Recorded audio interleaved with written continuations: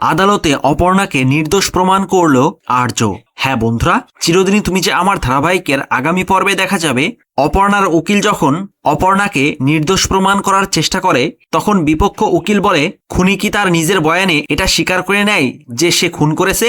এরপর বিপক্ষ উকিল জজ সাহেবের সামনে অপর্ণাকে উদ্দেশ্য করে বলে একটা বিষয় নিশ্চিত, কাল ওই বারে ঘনশ্যাম দাসকে খুন করবে এই সিদ্ধান্ত নিয়েই উনি ওখানে গিয়েছিলেন। তখন এই কথা শুনে অপর্ণা আর্য সহ সবাই রীতিমতো চমকে যায়। আর বিপক্ষ উকিলের কথা শুনে জজ সাহেব যখনই রায় ঘোষণা করতে যায় তখনই দেখা যায় একটা লোক রোহিণীকে ছুরি দিয়ে কোপ মারছে। আর এই সবটা দেখে সবাই রীতিমতো অবাক হয়ে যায় আর বলে কোর্টের মধ্যে খুন। আর এই সবটা দেখে আর্য ও অপর্ণা রীতিমতো চমকে যায়। তো বন্ধুরা, কি ঘটতে চলেছে আগামী পর্বে? রোহিণী কি সত্যিই খুন হলো নাকি এটা নতুন কোনো ষড়যন্ত্র? সেই সবটা জানতে চোখ রাখুন ধারাবাহিকের নেক্সট এপিসোডে। ভিডিওটি ভালো লাগলে লাইক, শেয়ার ও সাবস্ক্রাইব করে সাথে থাকুন।